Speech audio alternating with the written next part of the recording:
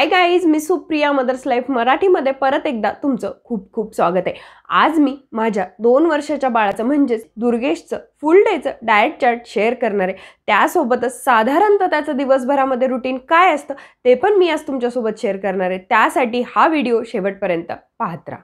व्हिडिओच्या सुरुवातीला काही महत्त्वाच्या गोष्टी म्हणजे मी कुठल्याही प्रकारची डायटिशियन नाहीये, त्यामुळे माझ्या बाळाचा डाएट चार्ट काय ते मी तुमच्यासोबत शेअर करणार आहे। जर तुमच्या बाळाला यामधल्या कुठल्या गोष्टी जर सूट करत नसतील तर तुम्ही त्या स्किप करू शकता।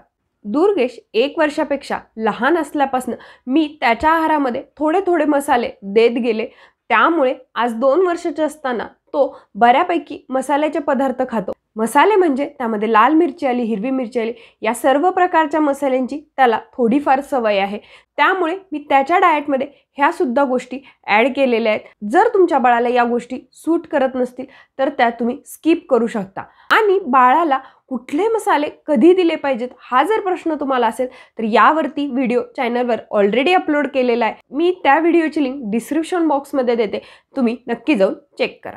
दुर्गेश 2 वर्षाचा असल्यामुळे त्याचे बऱ्यापैकी दात आलेले आहेत, ज्यामुळे तो व्यवस्थितपणे चावून अन्न खातो। ज्या पद्धतीचा आहार आपण मोठे व्यक्ती खातो त्याच पद्धतीचा आहार तो पूर्णपणे खातो। कुठल्याही प्रकारची प्युरी किंवा स्मॅश केलेले आयटम तो आता खात नाही, त्यामुळे त्याच्या डाएट चार्टमध्ये तशाच पद्धतीचे पदार्थ ॲड केलेले आहेत। चला तर मग डाएट चार्टला सुरुवात करूया। साधारणतः 8 ते 9च्या मध्ये त्याची सकाळ होते। तो उठल्या उठल्या थोडंसं दूध पितो। तुम्ही 1 ग्लास किंवा एक छोटासा कपच्या मेजरमेंटमध्ये तो उठल्यावर दूध पितो। ते दूध गाईचं उकळून थंड केलेलं दूध असतं।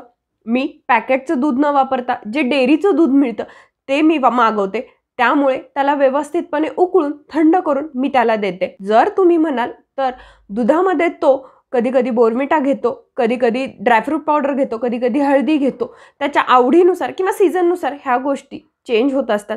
त्यासोबतच मी त्याला 2 भिजवलेले बदाम देते, कधी काजू दिला, कधी किशमिश दिले। बेसिकली बदाम आणि किशमिशचं कॉम्बिनेशन करून पण मी लगेचच त्याला देते। हे सर्व खाऊन झाल्यानंतर त्याचं व्यवस्थितपणे पोट साफ होतं।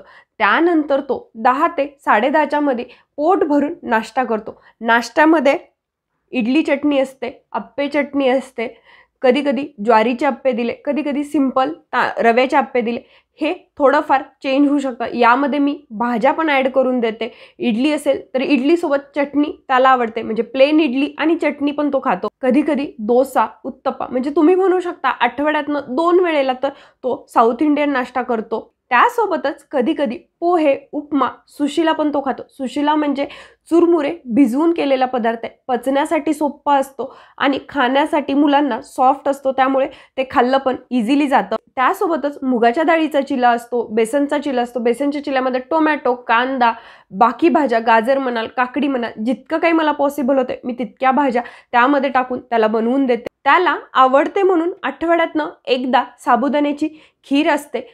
कधी कधी त्याचा यापैकी कुठल्याही गोष्टी खाण्याची जर इच्छा नसेल आणि त्याला कधी थोडीशी सर्दी आहे, आजारी आहे, अशा वेळेला मी त्याला लास्ट ऑप्शन म्हणून ब्रेड बटर देते। मी ब्रेड बटर हा एकदम लास्ट ऑप्शन ठेवलेला आहे। मुलांच्या आहारामध्ये दररोज ब्रेड बटर देणं किंवा कुठलेही ब्रेडचे पदार्थ देणं योग्य नाही, त्यामुळे लास्ट ऑप्शन म्हणून तुम्ही ब्रेडचे प्रकार ठेवू शकता।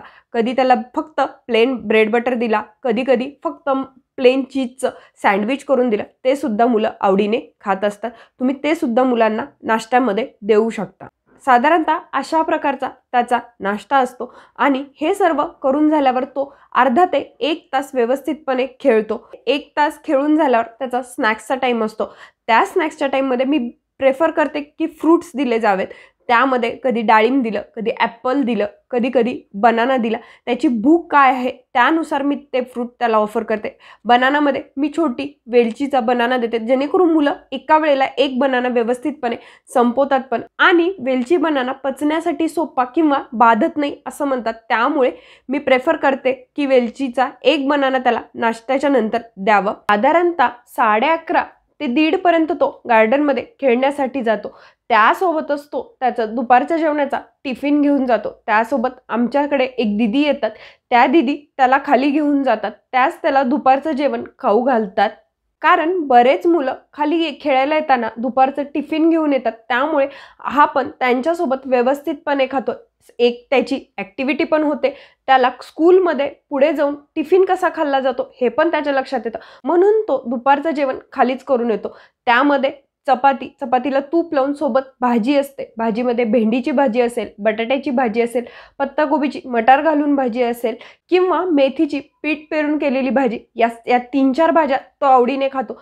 त्यामुळे मी त्याला सोबत टिफिनमध्ये या भाज्या देते.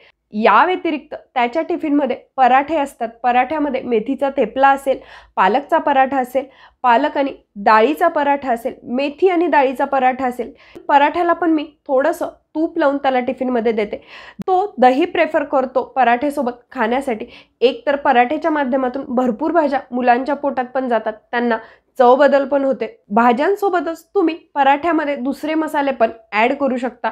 त्यामध्ये धने जिरे पावडर असेल, तीळ असेल, ओवा असेल, या सर्व मसाल्यांची पण चव मुलांना मिळते. त्यामुळे तुम्ही पराठे पण मुलांना दुपारच्या जेवणामध्ये देऊ शकता. फक्त वीकडेजमध्ये तो त्याचं दुपारचं जेवण खाली करतो, वीकेंडला त्याचं दुपारचं जेवण घरी आल्यावरच करतो. त्यावेळेला त्याच्या दुपारच्या जेवणामध्ये चिकन करी असते, मटन करी असते, कधी कधी चिकन बिर्याणी पण तो आवडीने खातो.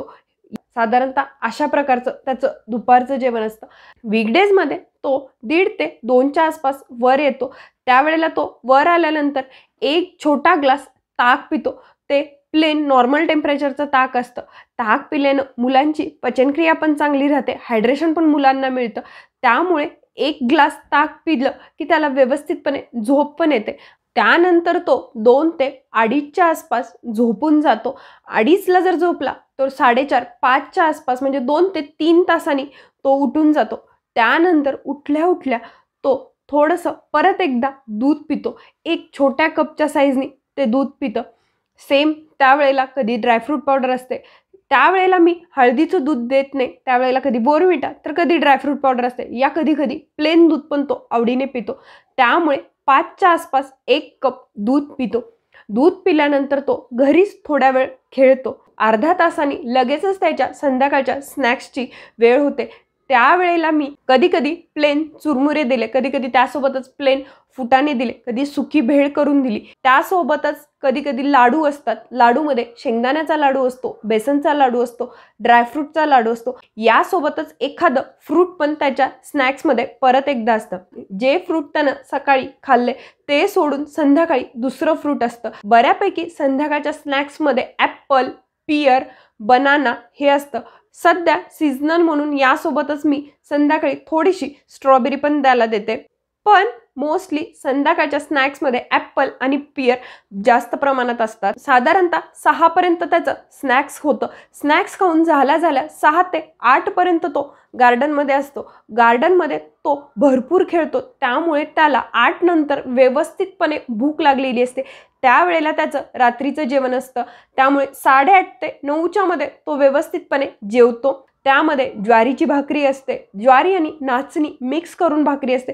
कधी ज्वारी नाचणी मिक्स केलेल्या भाकरीमध्येच मसाले टाकते, जेणेकरून भाकरीला तूप लावून ती भाकरी दह्यासोबत पण खाल्ली जाते. त्यासोबतच चपाती, वेगवेगळे पराठे असतात. त्यासोबतच वेगवेगळ्या खिचडी पण त्याच्या रात्रीच्या जेवणामध्ये असतात. कधी चिकनची खिचडी असते, कधी मुगाच्या डाळीची खिचडी असते. मुगाच्या डाळीच्या खिचडीसोबत तो कढी प्रेफर करतो. त्यासोबतच प्लेन राईस आणि कढी पण त्याला आवडते. त्यामुळे असे वेगवेगळे खिचडी किंवा वेगवेगळे भाताचे प्रकार असतात. भरपूर अशा भाज्या घालून तुम्ही थोडासा मसाला घालून पण त्याच्यासाठी पुलाव बनवू शकता. त्या व्यतिरिक्त कधी भोपळा घालून धपाटे असतील, भोपळा घालून थालीपीठ असेल, ज्याच्यामुळे व्यवस्थितपणे पोट भरेल अशा प्रकारचं जेवण मी परत रात्री त्याला देते. साधारणतः 9पर्यंत त्याचं रात्रीचं जेवण होतं आणि 10:30च्या आसपास तो रात्री झोपायला येतो. त्यावेळेला मी त्याला 1 ग्लास दूध देते. यावेळेचं दूध कम्प्लिटली प्लेन असतं. फक्त त्याच्यात जर सीझन म्हणून ॲड करायचं असेल तर थोडीशी हळदी ॲड करते. त्या व्यतिरिक्त यावेळेला मी बोर्नव्हिटा वगैरे काहीही देत नाही. त्यानंतर 10:30 ते 11पर्यंत तो व्यवस्थितपणे झोपून जातो आणि त्यानंतर तो दुसऱ्या दिवशी सकाळी 8 ते 9च्या मध्ये उठतो. साधारणतः अशा प्रकारचं त्याचं 2 वर्षानंतरचं डेली रुटीन आहे. त्याच्या डाएट चार्टची तुम्हाला नक्कीच मदत होईल. व्हिडिओ आवडला तर व्हिडिओला लाईक करा, शेअर करा आणि मदर्स लाईफ मराठीला नक्की सबस्क्राईब करा. बेल आयकॉनचं बटन नक्की क्लिक करा म्हणजे इथून येणाऱ्या पुढील व्हिडिओचे नोटिफिकेशन तुमच्यापर्यंत येत राहतील. व्हिडिओ शेवटपर्यंत बघितल्याबद्दल थँक्यू सो मच.